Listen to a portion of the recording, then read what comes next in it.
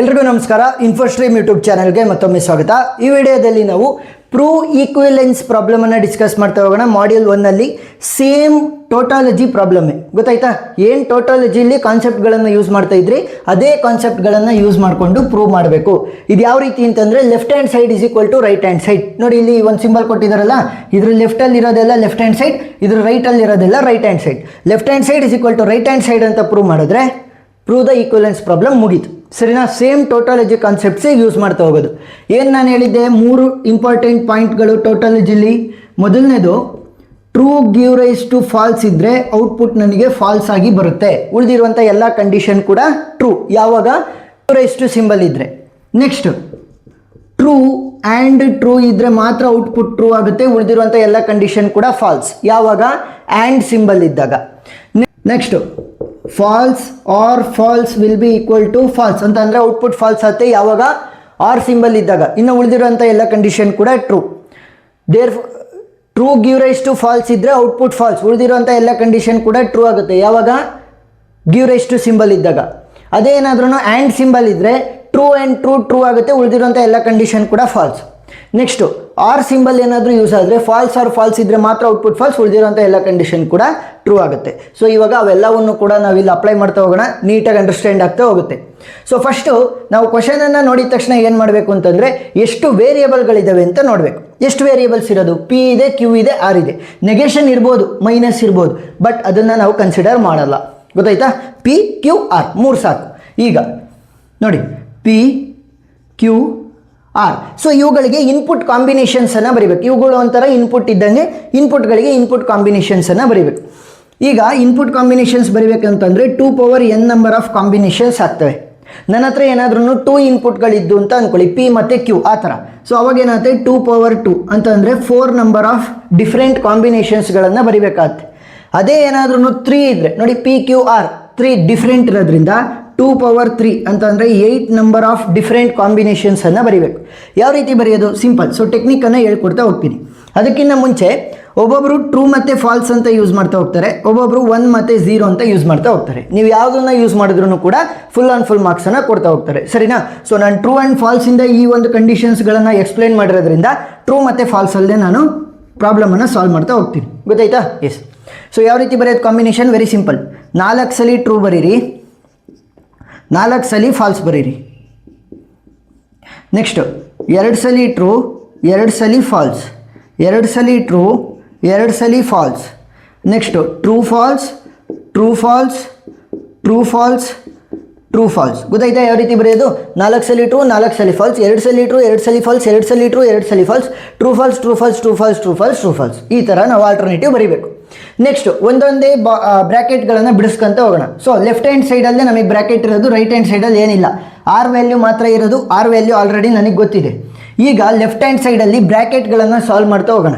So ಇದು separate bracket, ಇದು separate bracket. First ಈ ಬ್ರ್ಯಾಕೆಟನ್ನು ಸಾಲ್ವ್ ಮಾಡೋಣ. ಈ ಬ್ರ್ಯಾಕೆಟ್ ಒಳಗಡೆ ನೋಡಿದ್ರೆ ನೆಗೇಷನ್ ಆಫ್ ಪಿ ಅಂತಂದರೆ ಮೈನಸ್ ಪಿ ಇದ್ದಂಗೆ, and negation of Q and R ಅಂತ ಇದೆ. ಸೊ ಫಸ್ಟ್ ಈ ಬ್ರ್ಯಾಕೆಟನ್ನು ಸಾಲ್ವ್ ಮಾಡ್ಕೊಳ್ಳೋಣ. ಸೊ ಅದಕ್ಕಿಂತ ಮುಂಚೆ ನನಗೆ ನೆಗೇಷನ್ ಆಫ್ ಕ್ಯೂ ಬೇಕು. ಸೊ ನೆಗೇಷನ್ ಆಫ್ ಕ್ಯೂ ಅಂತಂದ್ರೇನು? ಮೈನಸ್ ಕ್ಯೂ ಇದ್ದಂಗೆ. ಉಲ್ಟಾ, ಟ್ರೂ ಇದ್ದರೆ ಫಾಲ್ಸ್ ಬರೀಬೇಕು, ಫಾಲ್ಸ್ ಇದ್ದರೆ ಟ್ರೂ ಬರೀಬೇಕು. ನೋಡಿ, ಟ್ರೂ ಇದೆ, ಫಾಲ್ಸ್ ಬರೀರಿ, ಟ್ರೂ ಇದೆ, ಫಾಲ್ಸ್ ಬರೀರಿ, ಫಾಲ್ಸ್ ಇದೆ, ಟ್ರೂ ಬರೀರಿ, true, false, false, true, true. ಏನು ಅದ್ರ ಉಲ್ಟಾ ಬರೀಬೇಕಷ್ಟೇ. ಟ್ರೂ ಇದ್ದರೆ ಫಾಲ್ಸ್, ಫಾಲ್ಸ್ ಇದ್ದರೆ ಟ್ರೂ ನೆಗೇಷನ್ಗೆ. ಈಗ ನೆಗೇಷನ್ ಆಫ್ ಕ್ಯೂ ಗೊತ್ತಿದೆ, ನೆಕ್ಸ್ಟ್ ಆರ್ ಗೊತ್ತಿದೆ. ನೋಡಿ, negation of Q and R. So ಇವರಿಬ್ಬರು ಮಧ್ಯನೂ ಕೂಡ ನಾನು ಆ್ಯಂಡ್ ಸಿಂಬಲನ್ನು ಹಾಕಬೇಕು. ಆ್ಯಂಡ್ ಸಿಂಬಲ್ ಹಾಕಿದಾಗ ಈ ಪಾಯಿಂಟ್ ನೆನಪಿರಬೇಕು, ಏನು? ಟ್ರೂ ಆ್ಯಂಡ್ ಟ್ರೂ ಇದ್ದರೆ ಮಾತ್ರ ಔಟ್ಪುಟ್ ಟ್ರೂ, ಇಲ್ಲ ಅಂತಂದರೆ ಉಳಿದಿರೋಂಥ ಎಲ್ಲ ಕಂಡೀಷನ್ ಕೂಡ ಫಾಲ್ಸ್. ಸೊ ಇವಾಗ ಟ್ರೂ ಮತ್ತು ಫಾಲ್ಸ್ ಇದೆ, ಸೊ ಔಟ್ಪುಟ್ ಏನಾಗುತ್ತೆ? ಫಾಲ್ಸ್ ಆಗುತ್ತೆ. ಫಾಲ್ಸ್ ಮತ್ತು false, output is false. True ಮತ್ತು ಟ್ರೂ ಇದ್ದರೆ ಮಾತ್ರ ಔಟ್ಪುಟ್ ಟ್ರೂ, ಫಾಲ್ಸ್ ಮತ್ತು ಟ್ರೂ ಇದ್ದರೆ ಔಟ್ಪುಟ್ ಫಾಲ್ಸ್ ಆಗುತ್ತೆ. ಟ್ರೂ ಮತ್ತು ಫಾಲ್ಸ್ ಇದ್ದರೆ output is false, false false ಅಂತಂದರೆ output is false. True true ಅಂದರೆ ಮಾತ್ರ ಔಟ್ಪುಟ್ ಟ್ರೂ, ಫಾಲ್ಸ್ ಟ್ರೂ ಅಂತ ಅಂದ್ರೂ ಕೂಡ ಔಟ್ಪುಟ್ಟು ಫಾಲ್ಸ್ ಆಗುತ್ತೆ. Next negation of Q and R value ಗೊತ್ತಾಗಿದೆ. ಸೊ ಇವಾಗ ನೆಗೇಷನ್ ಆಫ್ ಪಿ ಅನ್ನು ಕಂಡು ಹಿಡ್ಕೊಳ್ಳೋಣ. First negation of P. So negation ಅಂತಂದ್ರೇನು? ಉಲ್ಟಾ ಬರೀಬೇಕು. ಎಲ್ಲೆಲ್ಲಿ ಟ್ರೂ ಇದೆ ಅಲ್ಲೆಲ್ಲ ಫಾಲ್ಸ್. 4 ಸಲ ಫಾಲ್ಸ್ ಬರೀರಿ, 4 ಸಲ ಟ್ರೂ ಬರೀರಿ. ಯಾಕೆ ನೋಡಿ, ಇಲ್ಲಿ 4 ಸಲ ಟ್ರೂ, 4 ಸಲ ಫಾಲ್ಸ್ ಇತ್ತು. ಅದ್ರ ಉಲ್ಟಾ ಏನಾಗುತ್ತೆ? 4 ಸಲ ಫಾಲ್ಸ್, 4 ಸಲ ಟ್ರೂ ಆಗುತ್ತೆ. ಸೊ ಈಗ ನೆಗೇಷನ್ ಆಫ್ ಪಿ ವ್ಯಾಲ್ಯೂ ಗೊತ್ತಿದೆ, and negation of Q and R value ಕೂಡ ಗೊತ್ತಿದೆ. ಸೊ ಬರೆಯೋಣ negation of P and negation of Q and R. So value ಏನಾಗುತ್ತೆ, ಇದೇ ಒಂದು ಪಾಯಿಂಟ್ ಮೇಯ್ನು ಏನು, ಟ್ರೂ ಆ್ಯಂಡ್ ಟ್ರೂ ಇದ್ರೆ ಮಾತ್ರ ಔಟ್ಪುಟ್ಟು, ಉಳಿದಿರೋಂಥ ಎಲ್ಲ ಕಂಡೀಷನ್ ಕೂಡ falls.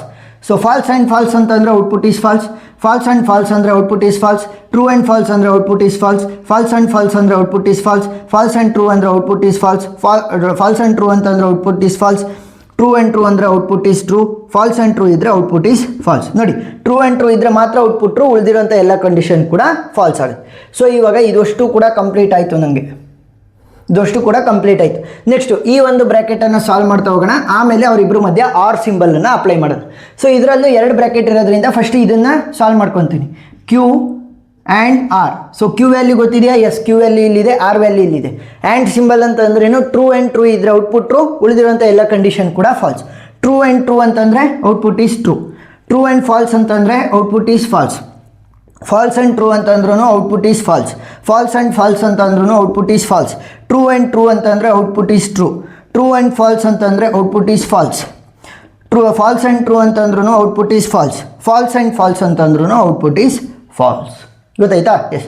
Next P and R ಅನ್ನು ಕಂಡುಹಿಡಿಯೋಣ. ಪಿ ಆ್ಯಂಡ್ ಆರ್, ಪಿ ಇಲ್ಲಿದೆ, ಆರ್ ಇಲ್ಲಿದೆ. ಸೊ ಆ್ಯಂಡ್ ಸಿಂಬಲ್ ಅಂದರೆ ಗೊತ್ತಲ್ಲ, true and true is true, true ಮತ್ತು ಟ್ರೂ ಅಂತಂದರೆ output is true, true and false ಅಂತಂದರೆ output is false, true and true ಅಂತಂದರೆ output is true, true and false ಅಂತಂದರೆ output is false, false and true ಅಂತಂದರೆ output is false, false and false ಅಂತಂದರೆ output is false, false and true ಅಂತಂದರೆ output is false, false and false ಅಂತಂದರೆ output is falls.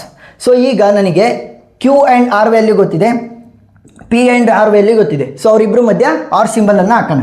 Q and R R P and R. So value ಏನಾಗುತ್ತೆ, or ಸಿಂಬಲನ್ನು ಹಾಕ್ಬೇಕಾದ್ರೆ false or false ಇದ್ದರೆ output false, ಉಳಿದಿರೋಂಥ ಎಲ್ಲ condition ಕೂಡ true. True or true ಅಂತಂದರೆ output is true, false or false ಅಂತ ಅಂದರೆ ಮಾತ್ರ output false. Next false or true ಅಂತ ಅಂದರೆ output is true, false or false ಅಂತ ಅಂದರೆ ಔಟ್ಪುಟ್ ಫಾಲ್ಸ್ ಆಗುತ್ತೆ. ಎರಡೂ ಫಾಲ್ಸ್ ಇದ್ದರೆ ಮಾತ್ರ ಔಟ್ಪುಟ್ ಫಾಲ್ಸ್, ಉಳಿದಿರೋಂಥ ಎಲ್ಲ ಕಂಡೀಷನ್ ಕೂಡ ಟ್ರೂ. ಟ್ರೂ ಮತ್ತು ಫಾಲ್ಸ್ ಅಂತಂದರೆ ಔಟ್ಪುಟ್ ಏನಾಗುತ್ತೆ, ಟ್ರೂ ಆಗುತ್ತೆ. ಫಾಲ್ಸ್ ಆರ್ ಫಾಲ್ಸ್ ಅಂತಂದರೆ output is false, false or false output is false, false or false output is falls.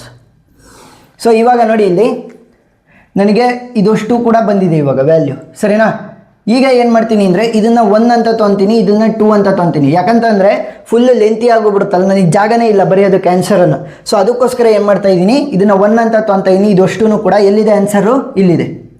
Next ಇದಷ್ಟು ಕೂಡ 2 ಅಂತ ತೊಗೊತೀನಿ, ಆನ್ಸರ್ ಇಲ್ಲಿದೆ. ಅವರಿಬ್ಬರ ಮಧ್ಯೆ ಏನು symbol, or symbol. So 1 or 2 ಅಂತ ಬರಿತಾ ಹೋಗ್ತೀನಿ, ಸರಿನಾ? ನೀವು ಸ್ಪೆಸಿಫೈ ಮಾಡಿದ್ರಾಯ್ತು. ಇದನ್ನು ನಾನು 1 ಅಂತ ತೊಗೊತಾ ಇದ್ದೀನಿ, ಇದನ್ನು 2 ಅಂತ ತೊಗೊತಾ ಇದ್ದೀನಿ, 1 ಆರ್ 2, ಸರಿನಾ? ಮಾರ್ಕ್ಸನ್ನು ಕೊಡ್ತಾರೆ. ಫಾಲ್ಸ್ ಆರ್ ಟ್ರೂ ಇದ್ದರೆ ಔಟ್ಪುಟ್ ಏನಾಗುತ್ತೆ, ಟ್ರೂ. ಫಾಲ್ಸ್ ಆರ್ ಫಾಲ್ಸ್ ಇದ್ದರೆ ಮಾತ್ರ output false, false or true ಇದ್ದರೆ output is true, false or false ಇದ್ದರೆ ಮಾತ್ರ output false, false or true ಇದ್ದರೆ output is true, false or false ಇದ್ದರೆ ಮಾತ್ರ output false, true or false ಇದ್ದರೆ output is true, false or false ಇದ್ದರೆ output is false. So ಈಗ ನೋಡಿ, ನನಗೆ ಲೆಫ್ಟ್ ಹ್ಯಾಂಡ್ ಸೈಡ್ ಫುಲ್ ಬಂದಿದೆ, ಇದಷ್ಟು ಕೂಡ ಬಂತು left hand side. Right hand ಸೈಡಲ್ಲಿ ಏನಿದೆ, ನನಗೆ ಆರ್ ವ್ಯಾಲ್ಯೂ ಇದೆ. ಸೊ ಆರ್ ವ್ಯಾಲ್ಯೂ ಏನಿದೆ, ಆರ್ ವ್ಯಾಲ್ಯೂ ಆಲ್ರೆಡಿ ಬರೆದಿದ್ದೀನಿ ನೋಡಿ. ಆರ್ ವ್ಯಾಲ್ಯೂ ಮತ್ತು ಇದನ್ನು ಕಂಪ್ಯಾರಿಸನ್ ಮಾಡಿ, ಇದನ್ನು ಮತ್ತು ಆರ್ ವ್ಯಾಲ್ಯೂನ ಕಂಪ್ಯಾರಿಸನ್ ಮಾಡಿ. ಇಲ್ಲಿ ಟ್ರೂ ಇದೆ, ಇಲ್ಲೂ ಕೂಡ ಟ್ರೂ ಇದೆ. ನೆಕ್ಸ್ಟ್ ಫಾಲ್ಸ್ ಇದೆ, ಫಾಲ್ಸ್ ಇದೆ, ಟ್ರೂ ಇದೆ, ಟ್ರೂ ಇದೆ. ನೆಕ್ಸ್ಟ್ ಫಾಲ್ಸ್ ಇದೆ, ಇಲ್ಲೂ ಕೂಡ ಫಾಲ್ಸ್ ಇದೆ. Next true, true. Next false, false, true false ಇದೆ, ಇಲ್ಲೂ ಕೂಡ ಟ್ರೂ ಫಾಲ್ಸ್ ಅಂತ ಅಂದರೆ ಪ್ರತಿಯೊಂದು ಕೂಡ ಮ್ಯಾಚ್ ಆಗ್ತಾ ಇದೆ.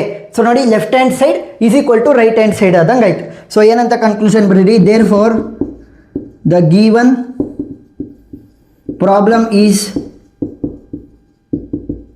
ಈಕ್ವಿವೆಲೆನ್ಸ್. ಸರಿನಾ? ಇಲ್ಲ ಅಂತಂದರೆ hence we proved the equivalence of the given problem ಅಂತ ಬರೆದ್ರೆ ಸಾಕು, ಫುಲ್ ಆನ್ ಫುಲ್ ಮಾರ್ಕ್ಸ್ ಸಿಗ್ತಾ ಹೋಗುತ್ತೆ.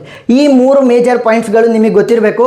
ಈ 3 ಮೇಜರ್ ಪಾಯಿಂಟ್ಸ್ಗಳು ನಿಮಗೆ ಗೊತ್ತಿತ್ತು ಅಂತಂದರೆ ಮೇಯ್ನ್ ಎಕ್ಸಾಮಲ್ಲಿ 10 ಮಾರ್ಕ್ಸಿಗಂತೂ ಮೋಸ ಇಲ್ಲ, ಸರಿನಾ? 10 ರಿಂದ 15 ಮಾರ್ಕ್ಸಿಗೆ ಮೋಸನೇ ಇಲ್ಲ. ಯಾಕಂದರೆ ಈಕ್ವಿಲೆನ್ಸ್ ಕೇಳಿದ್ರೆ 7 ಮಾರ್ಕ್ಸ್ ಅಥವಾ 6 ಮಾರ್ಕ್ಸಿಗೆ ಕೇಳ್ತಾರೆ. ಟೋಟಲಜಿನೂ ಕೂಡ 6 ಅಥವಾ 7 ಮಾರ್ಕ್ಸಿಗೆ ಕೇಳ್ತಾರೆ.